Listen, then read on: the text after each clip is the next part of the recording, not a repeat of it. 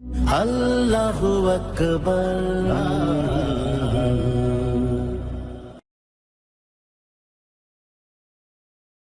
নিজে আপনার টাকা নাই, কিন্তু আর একজনে কিন্তু আপনার মোবাইলে টাকা ঢুকা দিতে পারে, কি পারে কিনা? তো আপনি মারা গেছেন, আপনার আমলনামার মধ্যে আপনি ঢুকাইতে পারছেন না, কিন্তু আপনার সন্তানরা ঢুকাতে পারে। এই জন্য আল্লাহ কোরআন থেকে আদেশ দিয়েছেন, আনিশকুরলি ওয়ালি ওয়ালিদাইকা ইলাইয়াল মাসির। হে আল্লাহর বান্দা, তুমি আমার শুকুর করো। আল্লাহর শুকুর হলো 5 ওয়াক্ত নামাজ পড়া, আর ওয়ালে ওয়ালিদাইকা পিতামাতার প্রতি শুকুর হচ্ছে যে পিতামাতার জন্য নামাজ পড়ার পরে কবর জিয়ারত করে তোমরা দোয়া করো। ফাতিহা, ইখলাস এগুলি পড়ে দুরুদ পড়ে দোয়া করো। রব্বের হামহুমা কামা রব্বায়ানি এই পড়ে দোয়া করো। এটা তোমার বাপ মার আমলনামার মধ্যে ঢুকবে। সকলে জোরে বলুন সুবহানাল্লাহ। এই জন্য আমলনামাটা গলায় থাকে। আপনারা এখানে অনেক টাকা পয়সা দিয়েছেন, এটা বিফলে যাবে না, এটা কাজে আসবে। কিন্তু এখানে একটা কথা যদি বলি তা আপনার একটু মনে কষ্টও পড়তে পারে। সেটা হলো এই যে টাকা যে দাও সব হবেই হবে, কোনো সন্দেহ নাই। কিন্তু আল্লাহ বলেন কোনো কোনো ক্ষেত্রে এমন হবে যে তুমি টাকা দিয়েছো কিন্তু টাকা তোমার না। আল্লাহ বলেন তুমি কার টাকা দিয়েছো আমি সব তাকে দিব, এটা কিন্তু বলা আছে। এটা মারাত্মক না? শুনলে কষ্ট লাগবে আপনাদের। আল্লাহ বলেন যে তুমি টাকা দিয়েছো, আমি 10 গুণ থেকে 700 গুণ সব দেব, কিন্তু তুমি কার টাকা দিয়েছো? যদি তোমার টাকা দিয়ে থাকো তুমিই পাবে, আর তুমি যদি অন্যের টাকা নিয়ে দান করে থাকো তাহলে যার টাকা আমি সব তাকে দিব। দানের সব হবেই হবে, দিবই দিব, কিন্তু যার টাকা তাকে দিব। খুবই সতর্কতামূলক কথা, এগুলি আপনারা খেয়াল রাখেন, জীবন এগুলা কাজে পরিণত করেন। এই পৃথিবী এমন একটা জায়গা, এখানে আপনি পাহাড় সমান গুনাহ করলে, তওবা করলে আল্লাহ মাফ করে দিবে। পাহাড় সমান গুনাহ। খালিদ ইবনে ওলীদ, যাকে আল্লাহ রাসূল সাইফুল্লাহ বলেছেন, এই খালিদ ইবনে ওলীদ 19 বছর পর্যন্ত মুসলমানদের বিরুদ্ধে লড়াই করেছে। কি করে নাই? মুসলমানদের বিরুদ্ধে লড়াই করেছে। উহুদের যুদ্ধে আল্লাহ রসুলের দান শহীদ হয়েছে, লোহার করা চোখের নিচে ঢুকেছে, আল্লাহর রসুলের কাঁধে তলোয়ারের আঘাত করা হয়েছে। এগুলি সব খালিদ ইবনে ওলীদের নেতৃত্বে। তখন খালিদ ইবনে ওলীদ মুসলমান হয় নাই। 2000 ঘোষ শহরের সেনাপতি ছিল উহুদের যুদ্ধে খালিদ ইবনে ওলীদ। তো এই খালিদ ইবনে ওলীদ ইসলাম গ্রহণ করার পরে, হুদায়বিয়া সন্ধির পরে এই খালিদ ইবনে ওলীদ ইসলাম গ্রহণ করছে। ওরা 3 ভাই, খালিদ ইবনে ওলীদ, ওলীদ ইবনে ওলীদ, হিশাম ইবনে ওলীদ। ওদের পিতার নাম ওলীদ ইবনে মুগিরা, আরবের শ্রেষ্ঠ ধনী ব্যক্তি, তার সন্তানেরা।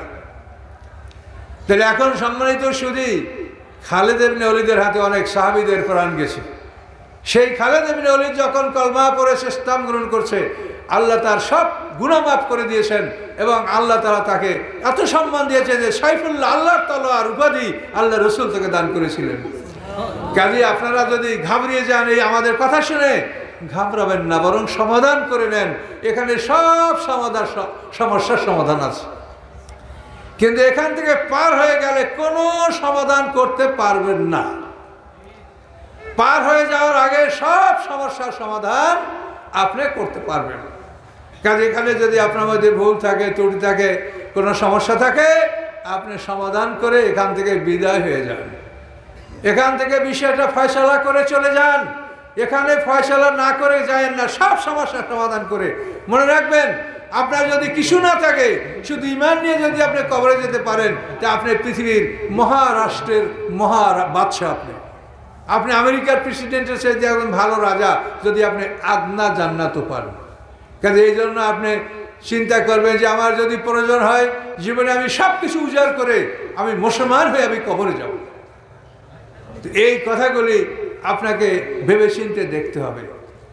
সম্মানিত সুধী, তো আল্লাহ তাআলা আমাদেরকে এই পৃথিবীটা আমাদের জন্য পরীক্ষার হল হিসাবে সৃষ্টি করেছেন। এটা আমাদের বসবাসের জায়গা না। এই প্রসঙ্গ বুঝাতে গেলে আপনাদেরকে বলতে হয়, সম্মানিত সুধী, আল্লাহর সৃষ্টি 3 প্রকার। ক্ষণস্থায়ী। ক্ষণস্থায়ী সৃষ্টি কোনগুলো? ইজা আরাদাল্লাহু বিশাইইন আইয়াকুলা লাহু কুন ফায়াকুন। আল্লাহ কোনো কিছু সৃষ্টি করার ইচ্ছা করলে তিনি বলেন কুন হও, ফায়াকুন হয়ে যায়। তো কুন বললেই যেটা হয়ে যায়, কুন ফায়াকুন, এটা ক্ষণস্থায়ী। এই যে চোখের সামনে যত কিছু দেখেন, কীটপতঙ্গ, পাকপাকালি, পশু পাখি, এগুলা কুন ফায়াকুন, আল্লাহ বলছে হয়ে গেছে। এই বস্তুগুলি ক্ষণস্থায়ী, এই পৃথিবীতে তাদের সব কিছু শেষ, জন্ম মৃত্যু সব এখানে শেষ, এরা হলো ক্ষণস্থায়ী। দীর্ঘস্থায়ী হচ্ছে আল্লাহর আকাশ পৃথিবী, এটা দীর্ঘস্থায়ী। বিজ্ঞানীরা বলেছেন যে পৃথিবীর বয়স অন্তত 1200 কোটি বছর। আর আমরা যে আদম সন্তান, সে আদম থেকে এখন পর্যন্ত মাত্র 8500 বছর ইতিহাস, খুবই স্বল্প সময়। আমাদের আদমের আগেও এই পৃথিবীতে অন্য আদম সৃষ্টি হয়ে থাকতে পারে, এরকম হাদিসে এটার প্রমাণ আছে, কিন্তু কোরআনে এটার প্রমাণ নাই। হাদিসে বলা আছে যে আল্লাহ তাআলা তোমাদের আদম মতো আরও আদম সৃষ্টি করে থাকতে পারেন। এবং এই হাদিসটা আপনাদের উলামায়ে কেরাম যদি গবেষণা করেন, যে সূরা তালাকের শেষ আয়াত অমেলাল আরদে মিসলাহুন্না, এই আয়াতের বড় বড় তাফসীর যদি দেখেন, তো সেখানে এই হাদিসটা আপনারা পাবেন। তখন দেখে সেটা আলেম ওলামারা গবেষণা করতে পারেন যে আমাদের এই আদমের আগেও আদম থাকতে পারে। আমার কাছে একজন, আমি আল্লাহ শুকরি হিসেবে বলছি, আমার আলোচনাগুলো সবসময় বড় বড় শিক্ষিত লোকেরা শুনে সারা পৃথিবীর বুকে। তো একজন এরকম শিক্ষক, রিটায়ার্ড শিক্ষক, উনি বলেন যে আমাদের আদম থেকে হায়াতুদ দুনিয়ার যে ইতিহাসটা আমরা তাফসীরে পাই, সেটা মাত্র 8500 বছর ইতিহাস। আদম আলাইহিস সালাম থেকে 3500 বছর ইব্রাহিম আলাইহিস সালাম, ইব্রাহিম আলাইহিস সালামের 3500 বছরে আমাদের নবী মুহাম্মদ সাল্লাল্লাহু আলাইহি ওয়াসাল্লাম, এই 7000 বছর, আর আমাদের নবীজি পার হয়েছেন 1500, এই 8500 বছর ইতিহাস মাত্র। অথচ বিজ্ঞানী যে কঙ্কালগুলি পাচ্ছেন, যে স্কেলেটনগুলি পাচ্ছেন, এই কঙ্কালগুলি সম্পর্কে তারা বলছেন যে এই কঙ্কালটা অন্তত 40 লক্ষ বছর আগের কঙ্কাল, এবং 40 লক্ষ বছর আগের কঙ্কাল বরফের নিচ থেকে এই কঙ্কালগুলি পাওয়া যাচ্ছে, মানুষের কঙ্কাল, একেবারে হুবহু মানুষের কঙ্কাল। তাহলে আসলে যদি এই আদমই আদম হয়, এর আগে যদি আর আদম নাই থেকে থাকে, তো 40 লক্ষ বছর আগের কঙ্কাল কি করে আসলে? এবং আর্কিওলজিতে এই যে পরীক্ষাটা করা হয়, এটা পরীক্ষাটা ঠিক। একটা মানুষ মরে গেলে সে তাকে কিভাবে হত্যা করা হয়েছে, কিভাবে তাকে হত্যা করা হয়েছে, এটা হাড্ডি পরীক্ষা করে, কবর থেকে হাড্ডি পরীক্ষা করে আপনাদের রিপোর্ট দেওয়া হয়। কাজে এই পরীক্ষাটা কিন্তু ঠিক। এই জন্য আমাদের আগে আরও আদম সৃষ্টি হয়ে থাকতে পারেন, কিন্তু তার ডিটেলস আমরা জানি না। তো যাই হোক, আল্লাহ তাআলার সৃষ্টি 3 ভাগে বিভক্ত: ক্ষণস্থায়ী, দীর্ঘস্থায়ী, চিরস্থায়ী। ক্ষণস্থায়ী হলো কুন ফায়াকুন বলে যাদেরকে আল্লাহ সৃষ্টি করেন, এরা হলো ক্ষণস্থায়ী। আর দীর্ঘস্থায়ী হলো আকাশ পৃথিবী, এই পৃথিবীর বয়স বিজ্ঞানের অনুমান অন্তত 1200 কোটি বছর হয়েছে। আর চিরস্থায়ী হচ্ছে মানুষ, আমরা চিরস্থায়ী, আমরা মরবো না। আমাদের অবস্থাটা যে মরবো না, মরি যে আমরা।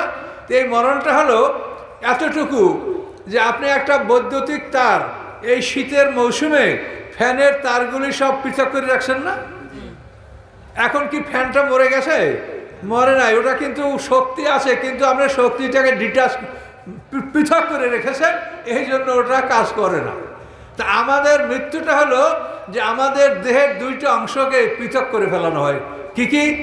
একটা অংশ হলো পানি, মাটি, আগুন, বাতাস। এই দেহ নিয়ে আমরা এখানে সবাই বসে আছি।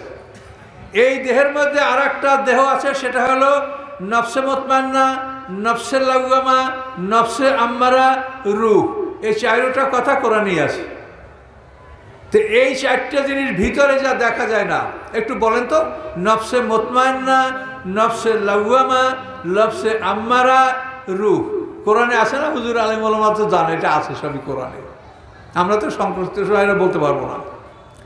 তাহলে মানুষের 2টা অংশ, physical part of the body and spiritual part of the body. Physical part নিয়ে আমরা এখানে সবাই বসে আছি, এবং ভিতরে স্পিরিচুয়াল পার্ট আছে, এটা আমরা দেখতে পাই না। তো এটার থেকে মৃত্যু কেমন করে হয়, এগুলি আপনি ধীরে ধীরে আপনি বুঝবেন। ঘুম কেমনে হয় বলেন তো? ঘুমাইলে মানুষের দেহ থেকে 3টা জিনিস বের হয়: নফসে মুতমাইন্না, নফসে লাওয়ামা, নফসে, এই 3টা বের হয়ে যায়, শুধু রূহটা থাকে ভিতরে। আর যখন মৃত্যু হবে তখন 4টা বের হয়ে যাবে। তার ঘুম থেকে মৃত্যু, ঘুম বুঝেন, মৃত্যু বুঝবেন।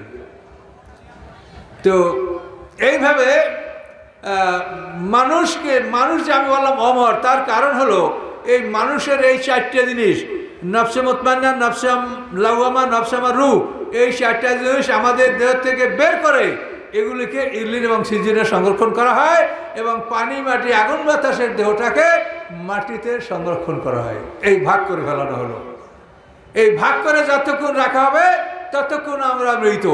আবার যখন আমাদেরকে হিসেবের জন্য ডাকা হবে তখন এই দুইটার সংযোগ দেওয়া হবে। একেবারে জ্যান্ত হইয়া লাফাইয়া লাফাইয়া কবর থেকে বাইর হইয়া দৌড় দিয়া সিংহা কোথায় বাজে সেখানে আমরা হাজির হয়ে যাব। সকলে বলুন সুবহানাল্লাহ। ফায়জা হম্মান আল আজদাস ইলা রব্বিহিম ইয়ানসিলুন। সিংহার ফুৎকারে কবর থেকে বের হয়ে দৌড় দিয়ে আমরা সব কোথায় বাঁশি বাজলো সেই কমান্ডারের কাছে আমরা হাজির হয়ে যাব। কি কথা বলতে পারছেন? তার মানুষের মরণটা কি? মানুষের মরণ হলো যে আমরা যে দুইটা পার্ট, ফিজিক্যাল পার্ট এবং স্পিরিচুয়াল পার্ট, এই দুইটাকে পৃথক করে রাখা। এই পৃথক করে রাখার নাম হলো মৃত্যু। এবং যখন আমাদেরকে আবার রেজাল্ট দেওয়া হবে, রেজাল্ট দেওয়ার আগে আগে সবাইকে আবার সংযোগটা দিয়ে দেওয়া হবে। এই শীত গেল, আবার ফ্যানের তারের সংযোগটা দিয়ে দিলেন, ফ্যান আবার ভোবো করে ঘুরছে। কথা বলতে পারছেন?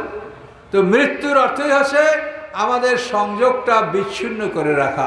এই সংযোগ আল্লাহ বিচ্ছিন্ন করে রাখেন।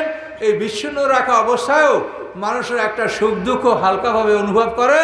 এই সুখ দুঃখকে, কষ্টটাকে কবর আজাব বলা হয় বা আলামে বরজাক, বরজাকের আজাব বলা হয়। এবং সুখে যারা থাকে তাদেরকে বলে যে ইল্লিনে অবস্থান করে। সম্মানিত সুধী, কঠিন বিষয় অনেক বেশি আলোচনা করা ভালো না। আমার এই 1 ঘন্টা আলোচনা যদি হজম করেন তাতে আপনার কষ্ট হয়ে যাবে।